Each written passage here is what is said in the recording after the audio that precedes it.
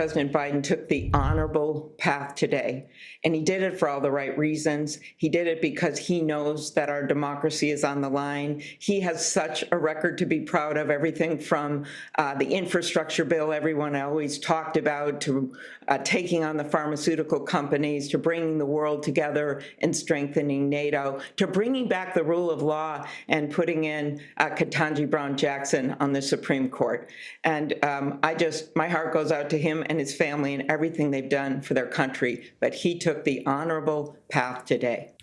That was Senator Amy Klobuchar speaking about President Biden dropping out. Several Democratic representatives and senators have already endorsed the vice president to replace Biden, but she still hasn't secured support from some key congressional leaders. CBS News congressional correspondent Scott MacFarlane joins us now. Scott, good to see you. Who haven't we heard from? Well, the leadership of Democratic Party caucuses in the House and Senate haven't explicitly, full-throatedly endorsed Vice President Harris, but an awful lot of their members sure have. And we're talking about some of the lions of the U.S. Senate and the U.S. House. Mark Warner, chair of the Senate Intelligence Committee. Patty Murray, the chair of the Senate Appropriations Committee and third in the line of presidential succession.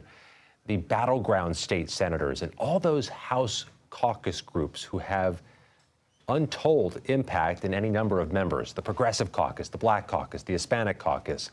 It's coalescing pretty quickly around Kamala Harris. It's the range of endorsements that's potentially most telling, Lindsay. It runs the gamut in the Democratic caucus, from the most progressive to the most moderate, from those in battleground states to those in very blue states. Institutionalists, those who are retiring, those up for reelection. She's got a broad base of endorsements, which makes her difficult to catch for anybody else who wants to jump in a race. Who could that be?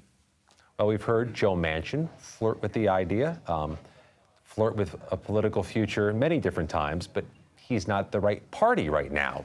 He's an independent. He'd have to become a Democrat again and try to move quickly towards a destination that is very fast approaching.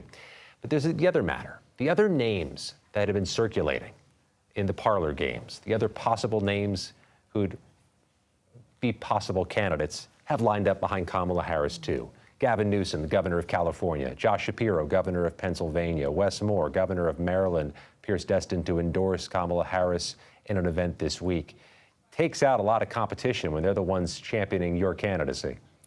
Well, I mean, could it also be that they are applying for a job? I mean, who is at the top of the VP contenders? And we need to remind people it was only, 6 days ago since we learned that J.D. Vance was going to be Trump's running mate. How does that change the calculation?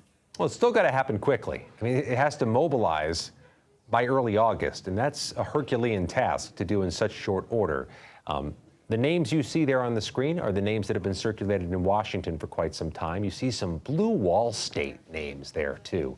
States that a Vice President Harris would have to win in a presidential race, Michigan, Pennsylvania. But this is a parlor game that is going to be consuming Washington, D.C. as the work week begins tomorrow morning. How complicated is the vetting process for a VP pick? Is this something that can be done in a matter of weeks? It's going to have to be done in a matter of weeks, and presumably it wasn't catching people flat-footed today. There have been calls on President Biden to step down since June 27th. Step down from the race. So presumably some of the party elders or some of those who'd be in the room were thinking about this question already. These are also known quantities. You're talking about statewide office holders who might be on a short list, who've been pretty well vetted by the voters and the opposition in their own home states. Who best serves as a running mate is the question to answer. Scott MacFarlane, thank you.